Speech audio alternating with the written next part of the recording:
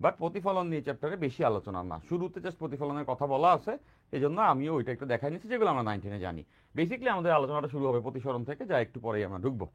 ঠিক আছে, তো এই আলোর প্রতিফলন এইসব ঘটনা আমরা সবাই জানি। ঠিক আছে ভাই, বুয়েটের পিলি কি আমাদেরও হবে না? ইনশাল্লাহ তোমাদেরও হবে না মনোয়ার আলম, মোস্ট প্রবলি হবে না। কজ একটা ট্রেন্ড শুরু হলে ওইটা কিছুদিন থাকে। এবং বুয়েট কর্তৃপক্ষ যেটা করেছে তোমরা শুনছো বোধহয়, তোমাদের জেনে থাকা দরকার তাই না? অ্যাডভান্সলি আমাদের জেনে তো থাকতে হবে আসলে সামনে কি হতে যাচ্ছে। তো তোমাদের যে সিনিয়র ভাইয়েরা আছে আর কি, যারা 25 ব্যাচ এবার পরীক্ষা দিবে যারা, সো ওদের জন্য পিলির একটা অ্যানাউন্সমেন্ট আসছে, মানে বুয়েটের একটা অ্যানাউন্সমেন্ট আসছে, সার্কুলার আসছে। সো ওইটাতে বলা হয়েছে যে প্রিলিমিনারি হবে না। তোমরা হয়তো বা জেনে থাকছো এর আগে প্রিলিমিনারি হইতো, প্রিলিমিনারি মানে এমসিকিউ পরীক্ষা হইতো। এমসিকিউ পরীক্ষায় যারা টিকতো তাদের রিটেন পরীক্ষা হইতো, ফাইনাল ফেজ রিটেন। রিটেনে যারা টিকতো তারাই ফাইনালি বইটা টিকতো। সো এইটা বেশ কিছুদিন যাবৎ চলছিল। তো এই বছর 25-এর ক্ষেত্রে কোনো প্রিলিমিনারি হবে না, একটাই পরীক্ষা হবে, একটাই পরীক্ষা, শুধু রিটেন, মানে শুধু অঙ্ক করতে আসবে। বড় বড় যে অঙ্ক, আমরা যে অঙ্কগুলো ক্লাসে করি ওই অঙ্ক করতে আসবে। সো আশা করা যায়, শিওরলি বলা যাচ্ছে না, তারপরেও আগের ব্যাচে যা হয় পরের ব্যাচে তা হয়। খুব ফ্রিকুয়েন্টলি নিয়ম চেঞ্জ করে না, ব্যাক টু ব্যাক 2 বছর 2 নিয়ম দেয় না। তো তোমাদের ক্ষেত্রেও এরকমই ঘটনা ঘটতে যাচ্ছে, এটা তোমার মোটামুটি 85% শিওর থাকতে পারো। তো এইটা কি ভালো হইলো না খারাপ হইলো? যারা বুয়েট অ্যাসপায়ান্ট আছে, এটা কি ভালো হইলো না খারাপ হইলো? আমি বলবো আমাদের জন্য খুব ভালো হয়েছে, আমাদের জন্য খুব ভালো হয়েছে। তোমরা যারা আমার সঙ্গে প্রিপারেশন নিচ্ছ, দেখছো নিয়াজ ভাই এমসিকিউ টেমসিকিউ, ওই বোর্ডের এমসিকিউ তো পারবাই, ওগুলো তো কঠিন না। বাট এমসিকিউ নির্ভর নিয়াজ ভাই পড়ায় না। আমি কি পড়াই? আমি ব্রড অঙ্ক নির্ভর পড়াই, অ্যাডভান্স অঙ্ক, বইয়ের অঙ্ক। এবং আমরা এভাবেই পড়েছি যে কোনো অঙ্ক হয়তো বা এমসিকিউ আকারে আসতে পারে, রিটেন আকারে আসতে পারে, এরকমই তো ব্যাপারটা, তাই না? তো তারপরেও আমার কিন্তু সবসময় ফোকাসটাই থাকে হচ্ছে রিটেন নির্ভর, তাই না? সো তোমাদের জন্য এটা কি হয়েছে? অবভিয়াসলি ভালো হয়েছে। যখন এটা আমি শুনছি যে শুধু রিটেন, তখন আমি আসলে অনেক খুশি হয়েছি।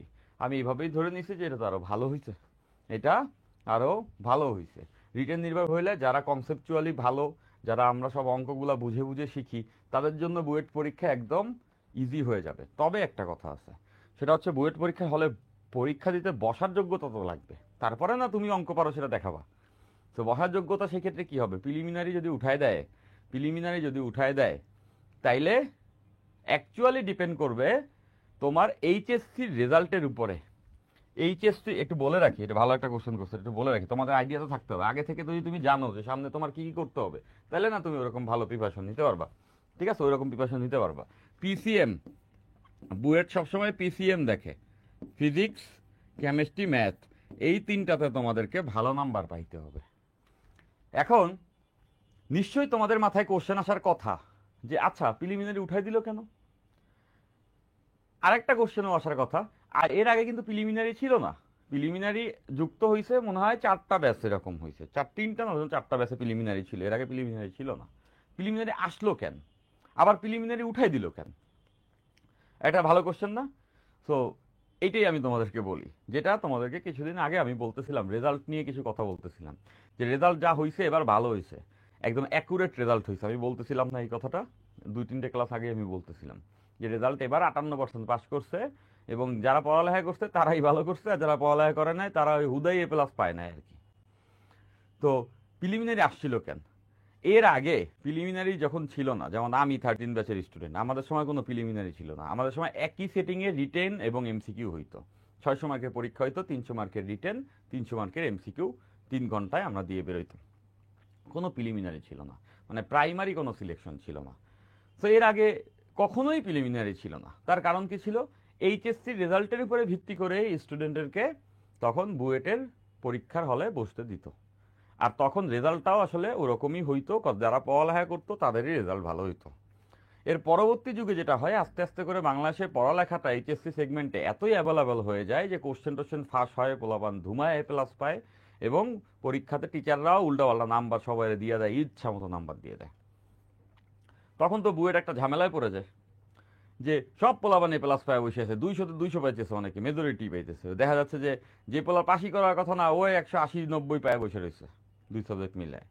তখন তো বুয়েট কর্তৃপক্ষ কনফিউজ হয়ে যায় যে 12,000 ছেলেপানকে যে আমি পরীক্ষার হলে বসতে দিব, সেখান থেকে 1,000 ছেলেপানকে নিব, 1300 ছেলেপানকে যে নিব, তো এই 12,000 যদি আমি উল্টাপাল্টা পোলাপানের পরীক্ষা হলে বসতে দিই, তাদের থেকে তো আসলে সিলেক্ট করলে ভালো কোনো স্টুডেন্ট আসবে না। তো এই জন্য তখন তারা এইচএসসি পরীক্ষার উপর থেকে ভরসা উঠায় ফেলে। কিন্তু বুয়েটে তো ভালো স্টুডেন্ট নিতেই হবে, তাহলে কি করা যায়, প্রিলিমিনারি একটা পরীক্ষা নেয়, 18,000 পোলাপানের ওখানে পরীক্ষা দেওয়ার সুযোগ দেয়, যে ওর মধ্যে তারা ভালো করে তাদেরকেই ফাইনাল পরীক্ষায় বসতে দেয়, যাতে করে নিজেরাই সিলেক্ট করে নেয় কারা স্টুডেন্ট ভালো। কজ পড়ালেখার বাংলাদেশের মান তখন খারাপ হয়ে গেছিল, সত্য কথা যেটা। এই জন্য বুয়েট এই জিনিসটা নিয়ে আসে লাস্টের 3-4 বছর পরে। এইবার যখন রেজাল্ট আবার জায়গা মতো চলে আসছে, 58% পাস হয়েছে, তখন তো বুয়েট বুঝে গেছে যে এবার তো বোঝাই যাচ্ছে কারা ভালো করছে। প্রশ্ন স্ট্যান্ডার্ড হয়েছে, যারা ভালো করছে তারা আসলেও ভালো, নইলে ভালো করা যাইতো না এই কোশ্চেনে। তো বুয়েট চিন্তা করছে এখন তো আমার হুদাই 18,000 পোলাপান্নে নিয়া সময় নষ্ট, কাগজ কাগজ নষ্ট, কলমের খালি নষ্ট, এত কিছু করে প্রিলিমিনারি নেওয়ার দরকার নাই। স্টুডেন্টই 58% পাস করছে, তো ওখান থেকেই তো আসলে যারা ভালো নাম্বার পাইছে, পিসিএমএ ফিজিক্স কেমিস্ট্রি ম্যাথে যারা ভালো নাম্বার পাইছে ওরা ভালোই, তো ওইখান থেকেই একটা নাম্বার অফ স্টুডেন্টকে ডিরেক্ট ফাইনাল পরীক্ষায় বসায় দিবে, সিম্পল। তো বুঝতে পারছো কেন প্রিলিমিনারিটা আসলে এবার উঠাই দিয়েছে, প্রিলিমিনারি এই পর্যায়ে কোনো দরকার নাই। তাইলে আমাদের একটা রিমাইন্ডার কি আসলো, যে এইচএসসি পরীক্ষাটা কিন্তু এখন ভাইটাল হয়ে দাঁড়াইছে। এখন এইচএসসি পরীক্ষাটাই প্রিলিমিনারি কাজ করে দিবে। এই যে এইচএসসি যে পরীক্ষা, এইচএসসি পরীক্ষা এইটাই প্রিলিমিনারি কাজ করবে। এইটার কোশ্চেন এখন যথেষ্ট স্ট্যান্ডার্ড হয় এবং খাতার মূল্যায়নও যথেষ্ট ভালো হয়, যে সবাই এ প্লাস দিতেই হবে, বাংলাদেশে শিক্ষার উন্নতি হয়ে গেছে, স্টুডেন্ট সবাই ভালো করছে, রেজাল্ট হয়ে গেছে, এইসব দেখানোর এখন আর কারো কোনো দরকার নাই। যেটা অ্যাকুরেট সেটাই দেখানো শুরু হয়েছে, যেটাই আসলে শিক্ষার মান উন্নয়নের জন্য ইম্পর্টেন্ট। ওকে, তার মানে বুঝতেছো তোমাদের এইচএসসি পরীক্ষাটাকে ভালো করে পড়তে হবে।